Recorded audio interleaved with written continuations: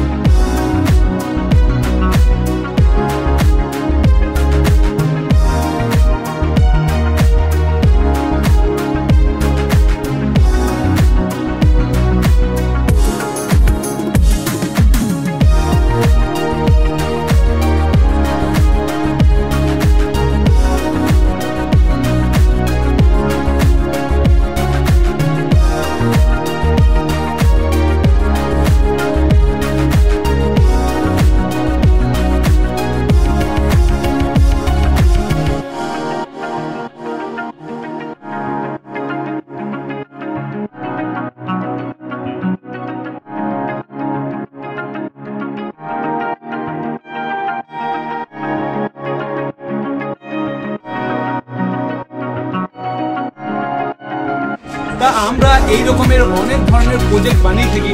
তো এইটা আমাদের একটা নতুন ধরনের প্রজেক্ট। তা আমাদের অনেক প্রজেক্ট আপনারা হয়তো দেখেছেন, এর আগে আমাদের ভাইরাল একটা ভিডিও ছিল ড্রোনের, যে ড্রোন আমরা চেপে মানে একটা মানুষ সেই ড্রোনে চেপে আকাশে উঠতে পারবে, যে সেরকম আমরা একটা ভিডিও দেখিয়েছিলাম। তো সেটা আমাদের মানে কিছুটা হয়তো সাকসেস হয়েছিল, তার বয়সের জন্য ওইটা আমরা ভালোভাবে সাকসেস করতে পারিনি। তো ওইটা আগামীকাল আমরা ন্যাশনাল হাইওয়ের উপরে আমরা সেটা ড্রোনটাকে উড়িয়ে দেখাবো, সেটা আপনারা দেখতে পাবেন। এখন দেখতে পাচ্ছেন আমাদের দীঘার জগন্নাথ মন্দির, যেটা আর দুদিন পরে আমাদের মানে অক্ষয় তৃতীয়ার দিন, শুভ অক্ষয় তৃতীয়ার দিন আমাদের দীঘাতে উদ্বোধন হতে চলেছে দীঘার জগন্নাথ মন্দির। পশ্চিমবাংলার মধ্যে একটা বিশাল বড় জগন্নাথ মন্দির করেছে, সেটা নিয়ে আমরা সত্যিই খুব গর্ব মনে করি, খুবই খুশি আমরা এই দীঘার জগন্নাথ মন্দির